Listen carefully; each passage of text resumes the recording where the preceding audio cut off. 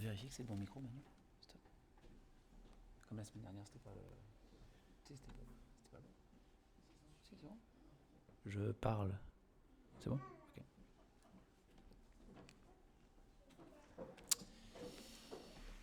Bien. On va prier. Merci Seigneur pour ta fidélité et pour ta parole, pour la Bible que tu nous as laissée, Seigneur, comme témoignage de qui tu es, de ce que nous sommes et de ce que tu veux pour nous aussi, Seigneur. Merci parce que cette Bible est pour nous précieuse. Elle est, oui, notre boussole, elle nous dirige. Merci pour tout ce qu'elle révèle, Seigneur, sur ta personne, sur ce que tu as fait pour nous. Merci de bénir ces instants, merci d'être avec nous et de conduire ces moments pour les plus petits aussi, pour les plus jeunes comme pour les plus grands, mais que tu puisses parler au cœur de chacun, Seigneur. Toi, tu es le Dieu vivant, tu es esprit et vérité, et Seigneur, nous comptons sur toi. Et nous savons que tu seras fidèle pour encore toucher nos cœurs et nous apporter à chacun ce dont nous avons besoin. Tu es le Dieu qui n'est limité par rien, Seigneur. Et c'est en toi que nous plaçons toute notre confiance encore ce matin. Au nom du Seigneur Jésus. Amen. Amen. J'aimerais qu'on commence en Genèse chapitre 2, à partir du verset 7. Faire un peu écho à ce que Trésor nous a partagé.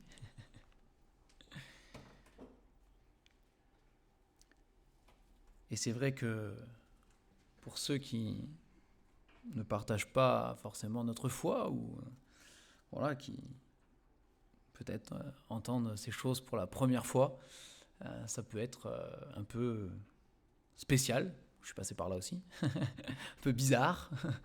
Et mais la Bible est un livre extraordinaire. La Bible est un livre qui n'est pas comme les autres livres. Si vous êtes lecteur et que vous lisez beaucoup, que vous lisez la Bible, elle est différente. Elle est différente parce qu'elle a été écrite, inspirée par Dieu. Et ce Dieu qui a inspiré la Bible, c'est notre Créateur. C'est celui qui a créé toutes choses, et particulièrement nous, l'humanité. Chacun en particulier. Et c'est pour cela que ce livre est spécial, qu'il est différent, et que quand on le lit, on le ressent. Parce que c'est la parole de notre Créateur qui parle à ce que nous sommes, sa créature. Alors après, on peut décider de ne pas y croire, on peut décider de rejeter ce message ou de penser que c'est autre chose. Chacun est libre, hein, chacun est libre. Et le Seigneur nous a fait ce cadeau, le Créateur nous a fait ce cadeau de nous créer des êtres libres. Libres de choisir, libres de penser, libres de réfléchir, libres de faire des choix moraux, etc. C'est notre libre arbitre, si vous voulez. Hein, c'est un cadeau aussi de Dieu. Nous sommes libres, mais néanmoins, ce livre est différent. Et il nous parle de manière toute spéciale. Ça, c'est la vérité. C'est ce que la Bible dit d'elle-même, et c'est ce qu'elle est. Et donc dans Genèse chapitre 2, à partir du verset 7, nous avons le récit de la création de l'homme. Alors nous avons, pour être précis, un résumé du récit de la création de l'homme. Hein, comme c'est souvent le cas dans la Bible, c'est en très peu de mots, Dieu arrive à expliquer et à nous dire beaucoup de choses. Et donc on va lire à partir du verset 7, donc Genèse 2, 7, et on va lire jusqu'à la fin du... Non, peut-être pas la fin, ce sera beaucoup. Jusqu'au verset 17... Au verset 17. L'Éternel Dieu forma l'homme de la poussière de la terre. Il souffla dans ses narines un souffle de vie, et l'homme devint une âme vivante. Puis l'Éternel Dieu planta un jardin en Éden, du côté de l'Orient, et il y mit l'homme qu'il avait formé. L'Éternel Dieu fit pousser du sol des arbres de toute espèce, agréables à voir et bons à manger, et l'arbre de la vie au milieu du jardin, et l'arbre de la connaissance du bien et du mal. Un fleuve sortait d'Éden pour arroser le jardin, et de là, il se divisait en 4 bras. Le nom du premier est Pishon, c'est celui qui entoure tout le pays de Havila où se trouve l'or. L'or de ce pays est pur. On y trouve aussi du bdellium et la pierre d'onyx. Le nom du deuxième fleuve est Gihon. C'est celui qui entoure tout le pays de Cush. Le nom du troisième est Hiddekel. C'est celui qui coule à l'orient de la Syrie. Le quatrième fleuve, c'est l'Euphrate. L'Éternel Dieu prit l'homme et le plaça dans le jardin d'Éden pour le cultiver et pour le garder. L'Éternel Dieu donna cet ordre à l'homme: tu pourras manger de tous les arbres du jardin, mais tu ne mangeras pas de l'arbre de la connaissance du bien et du mal, car le jour où tu en mangeras, tu mourras certainement. Si on tourne quelques pages en arrière,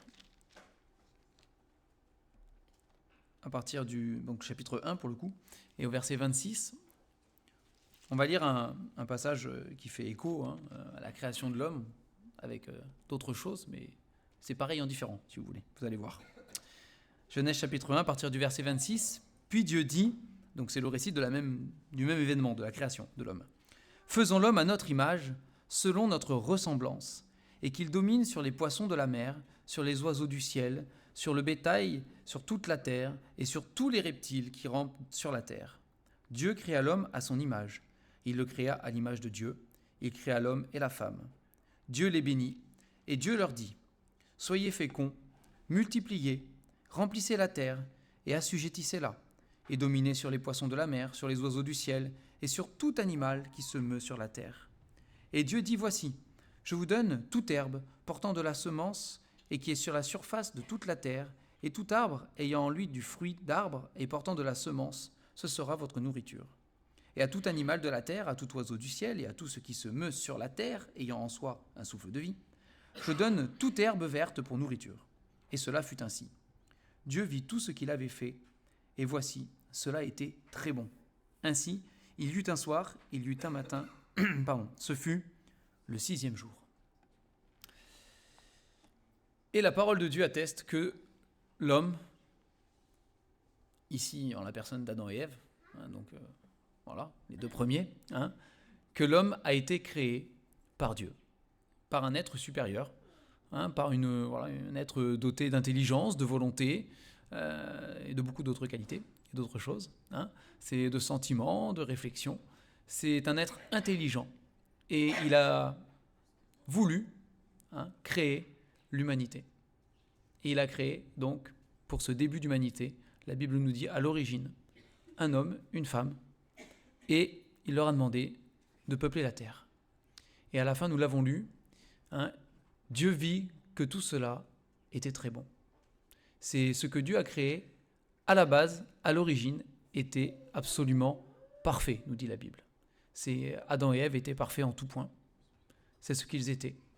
Et la Bible dit qu'ils ont été créés même pour vivre éternellement, normalement. Il y avait cet arbre de la vie qui était au milieu du jardin, et ils étaient censés pouvoir manger de cet arbre de la vie et pouvoir vivre éternellement. Sauf que c'est sûr que si on regarde aujourd'hui l'humanité, il y a un truc qui n'a pas marché. Il y a eu un problème en cours de route. On a déraillé le train là. Il y a un souci. Parce que nous sommes loin d'être parfaits. L'humanité est très loin, très très très loin, et même à l'opposé de la perfection. Nous sommes bien moches comparé à ce qui était très bon à l'origine. Alors, je ne vais pas vous lire toute la Genèse, promis, mais la Bible nous dit que, et nous l'avons lu, que Dieu avait placé un arbre différent. Il y avait l'arbre de la vie, donc il y avait tous les arbres qu'ils pouvaient manger, ils mangeaient les fruits de l'arbre. Et puis il y avait un arbre spécial qui était l'arbre de la vie, et cet arbre, Adam et Ève n'en ont pas mangé, ils n'en ont jamais mangé. Et puis il y avait un autre arbre qui était là, et cet arbre était l'arbre de la connaissance du bien et du mal. Et Dieu a dit à Adam et Ève, voilà, vous avez tous les arbres que vous voulez, ils sont tous là, et puisque tout était bon et parfait, ça devait être quand même sacrément bon. Vous pouvez vous régaler, allez-y. Par contre, cet arbre-là, il est interdit, vous ne pouvez pas en manger. Voilà. Par contre, tous les autres, pas de problème, faites-vous plaisir. Mais celui-là, il ne faut pas. C'est le jour où vous en mangerez, et Dieu prévient l'homme. Dieu le dit à Adam et Ève, le jour où vous en mangerez, vous mourrez. Certainement. Il deviendrait mortel, il finirait par mourir. Alors, il faut savoir que, et il faut imaginer qu'il ne savait pas, il n'avait jamais vu la mort. Hein, c'était l'origine de toute chose. Et la Bible nous dit, voilà, la mort, il ne connaissait pas. Il ne connaissait pas. Sans aucun doute, Dieu leur a expliqué ce que c'était. Vous inquiétez pas. Vous savez, Dieu n'a pas juste dit comme ça des mots qu'il ne comprenait pas, ça n'a pas de sens. Hein. Dieu se met toujours à la portée de ceux à qui il parle. Et donc, sans aucun doute, Dieu leur a expliqué. Je ne sais pas ce qu'ils ont compris, mais Dieu leur a expliqué. Il a dû employer les bons mots pour le faire. Hein. Il n'y a pas de souci. Il n'y a pas de souci. Sauf que, ben voilà, nous avons un autre personnage, hein, Satan, qui va venir et qui va tenter Ève et puis Adam aussi, hein, il était là aussi. Et tous les deux, ils vont décider que finalement, peut-être que ça ne vaut pas le coup, hein, d'écouter ce que Dieu dit. On va tenter, par nos propres moyens, d'acquérir de la connaissance, de la sagesse, de l'intelligence, la connaissance du bien et du mal, quoi. Hein, et d'avoir les yeux ouverts et de pouvoir enfin être comme Dieu. C'est ce que Satan leur a vendu. Hein. Et donc, ils ont désobéi et ils ont mangé de ce fameux fruit de cet arbre, je ne sais pas lequel, hein, qu'il ne fallait pas. Qu'il ne fallait pas. Et la Bible dit qu'instantanément, au moment où ils ont mangé de ce fruit, c'est pas que le fruit était magique, encore une fois, hein, ou qu'il avait des pouvoirs bizarres, c'est parce qu'ils ont désobéi à Dieu. Instantanément, quelque chose en eux s'est brisé. C'est dans leur nature, quelque chose a changé. Jusqu'à présent, ils n'avaient jamais désobéi à Dieu, ils n'avaient jamais rien fait, même de mal, tout court. C'était parfait en tout point. Hein, pas de mensonge, pas de rien. Tout était parfait. Dans leur relation entre eux, tout était parfait. Hein, il n'y avait jamais eu de conflit, jamais rien. C'était tout parfait. Tout parfait. Et à ce moment-là, ils ont désobéi à Dieu. Et ils sont devenus, ce que la Bible dit, des pécheurs. Le péché est entré dans le monde. Il y a quelque chose qui est entré dans l'humanité. Et même qui s'est répandu sur la terre aussi. Hein, mais quelque chose s'est répandu dans l'humanité. Et c'est ce que la Bible appelle le péché. Le péché est entré dans l'homme. Et à partir de ce moment-là, la nature de l'homme, qui jusqu'à présent, pour Adam et Ève en tout cas, hein, était innocent. Si on veut donner un terme, on va dire celui-là. Hein, ils étaient innocents. Ils ont perdu leur innocence. Et ils sont devenus des pécheurs.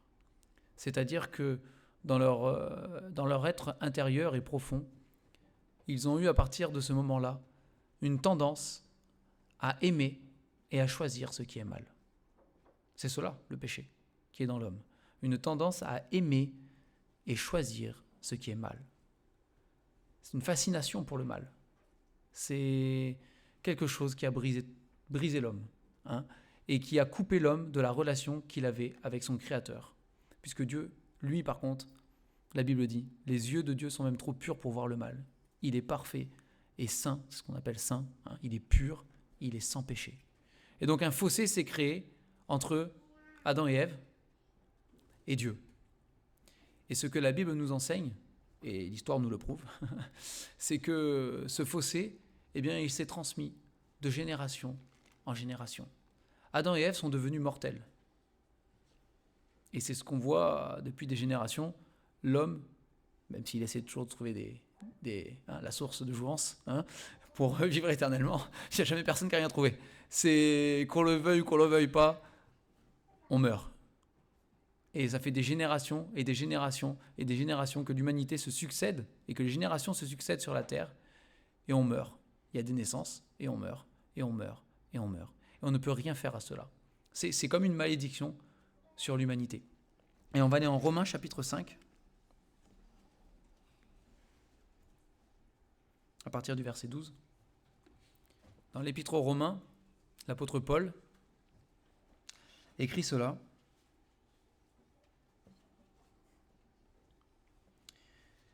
C'est pourquoi, comme par un seul homme, le péché est entré dans le monde, et par le péché la mort, et qu'ainsi la mort s'est étendue sur tous les hommes, parce que tous ont péché. On a hérité, depuis Adam et Ève, toute l'humanité, de génération en génération, on a hérité de cette nature mortelle. L'homme meurt.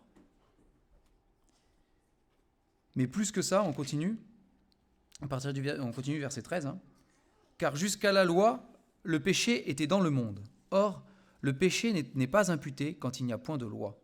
Cependant, la mort a régné depuis Adam jusqu'à Moïse, même sur ceux qui n'avaient pas péché par une transgression semblable à celle d'Adam, lequel est la figure de celui qui devait venir. Mais il n'en est pas du don gratuit comme de l'offense.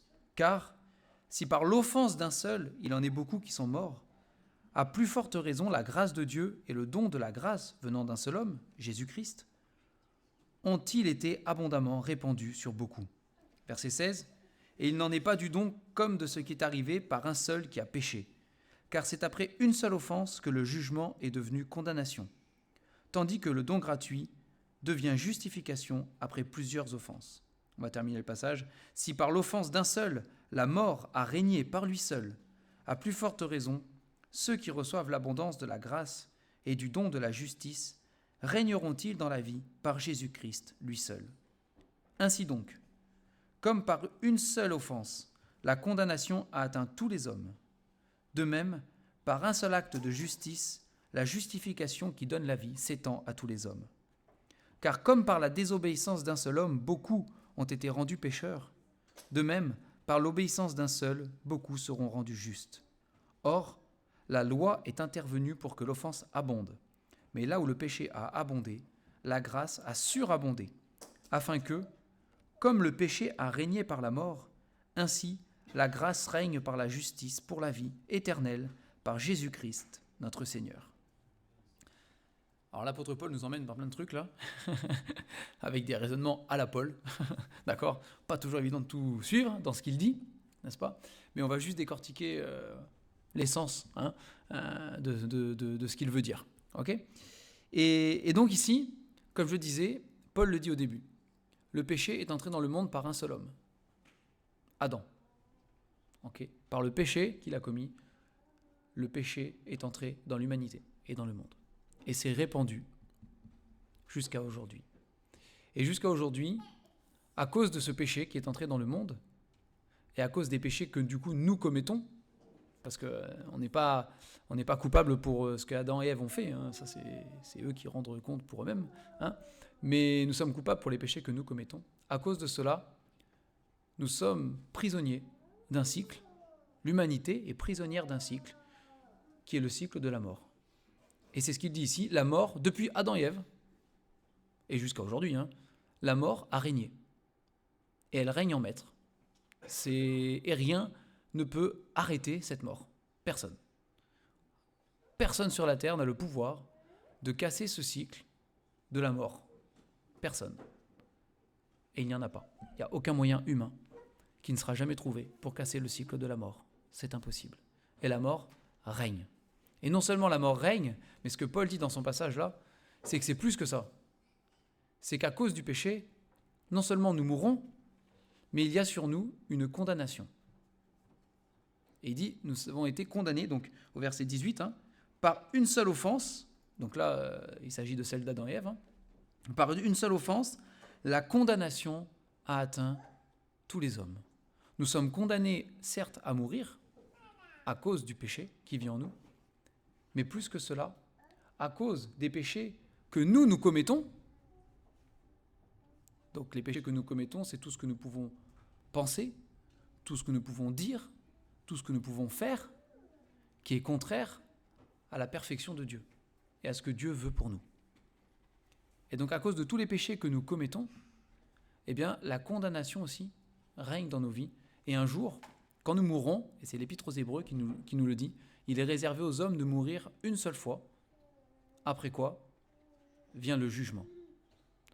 Et la Bible proclame que tous, nous devrons comparaître un jour devant notre Créateur et rendre des comptes pour nos vies. Et que malheureusement, puisque la condamnation a atteint tous les hommes, puisque le péché règne et que la mort règne, malheureusement, personne ne pourra se présenter un jour devant Dieu et dire « Moi, je suis parfait. J'ai toujours tout fait parfait. J'ai jamais menti, rien. Jamais trompé personne, jamais... Moi, je suis la perfection. » Ça n'existe pas.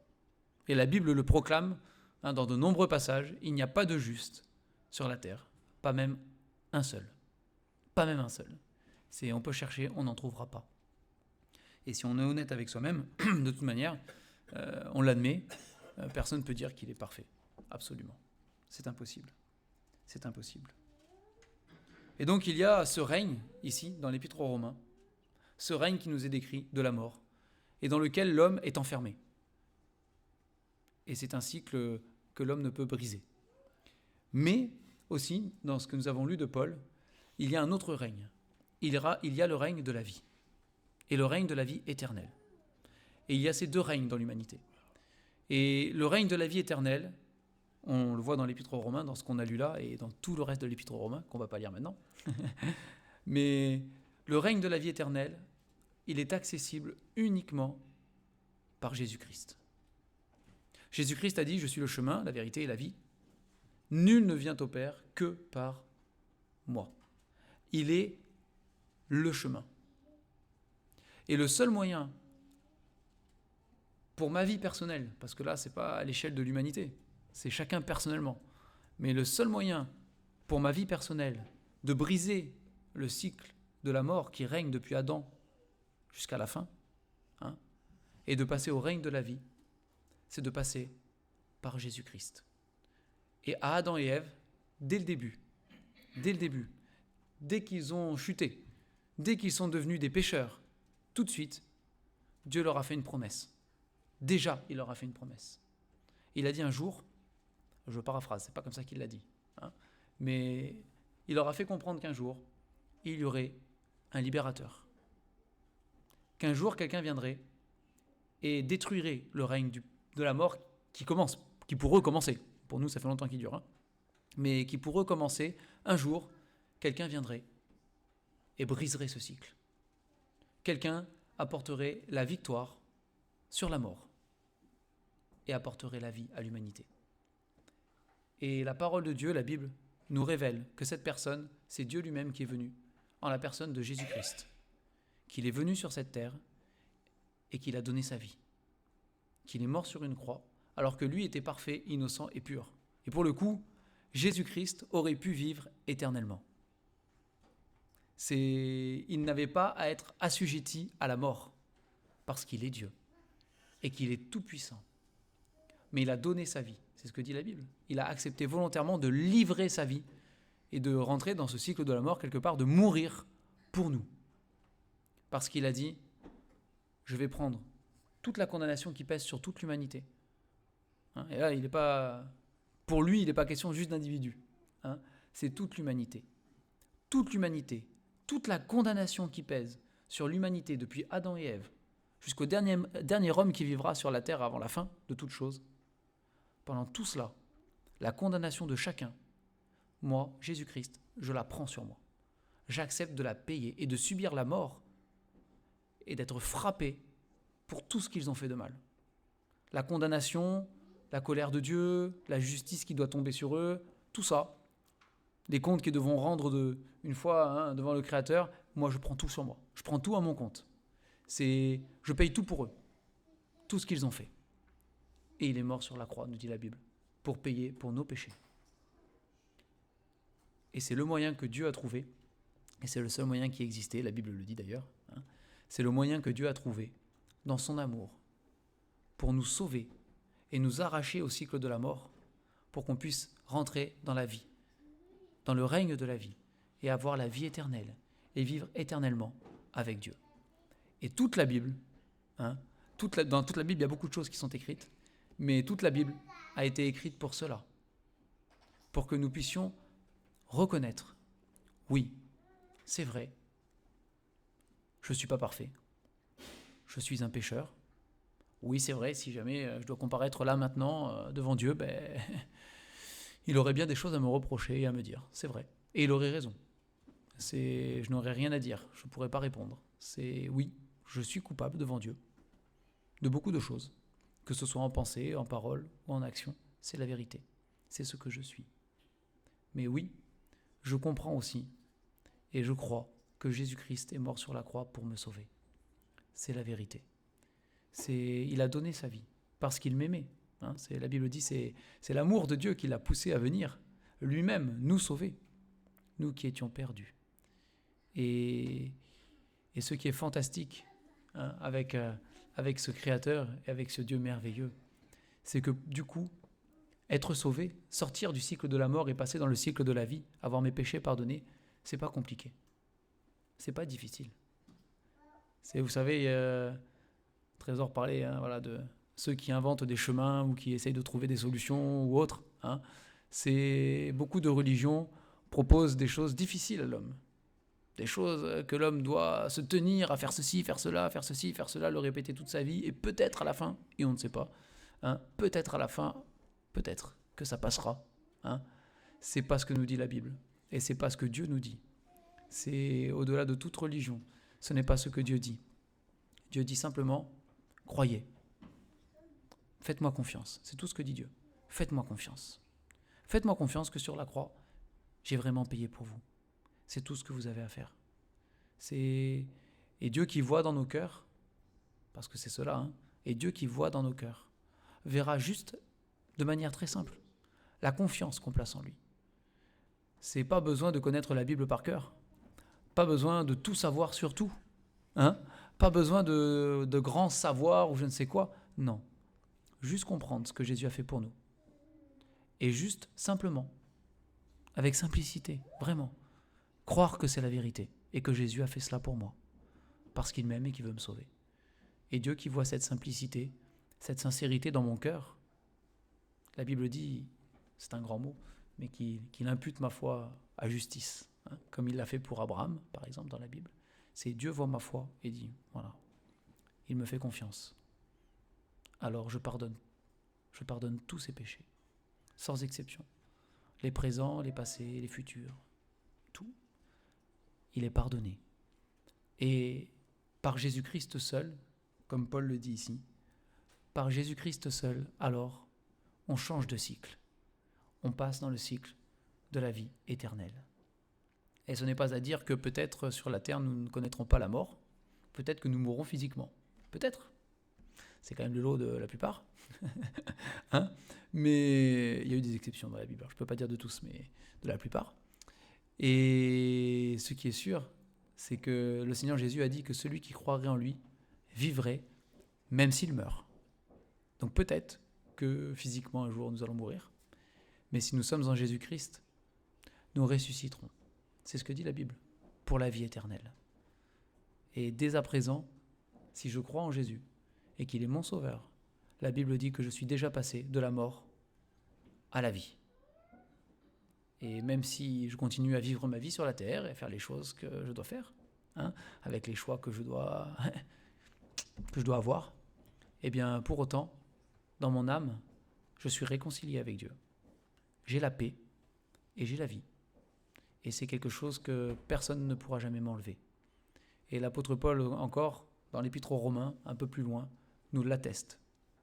J'ai l'assurance que ni la mort, ni la vie, ni les anges, ni les dominations, ni les choses à venir, ni les choses présentes, etc., hein, ni aucune autre créature ne pourra me séparer de l'amour de Dieu manifesté en Jésus-Christ, notre Seigneur. Personne. C'est une fois que Dieu me donne la vie, il me la donne pour l'éternité. Et personne ne pourra me l'enlever. Personne ne me ravira de sa main. C'est ce que la Bible dit. Et c'est une promesse merveilleuse. Hein. C'est une assurance et une promesse merveilleuse. Et c'est le grand message de la Bible. Hein. On peut trouver beaucoup d'autres choses dans cette parole, mais ça restera le message principal. Et ça restera celui qui a été proclamé par les apôtres, par Jésus-Christ lui-même, hein, par les apôtres, et par tous ceux qui se sont succédés jusqu'à présent, en voulant simplement suivre ce que dit la Bible, sans rajouter d'autres choses autour, et du folklore, et de la déco, et tout ça, sans toutes ces choses. Simplement, la Bible dans sa simplicité. Et c'est là qu'elle est belle. Hein, et c'est là qu'elle est puissante. La Bible dit que l'évangile, c'est la puissance de Dieu pour le salut de quiconque croit. On va prier pour terminer.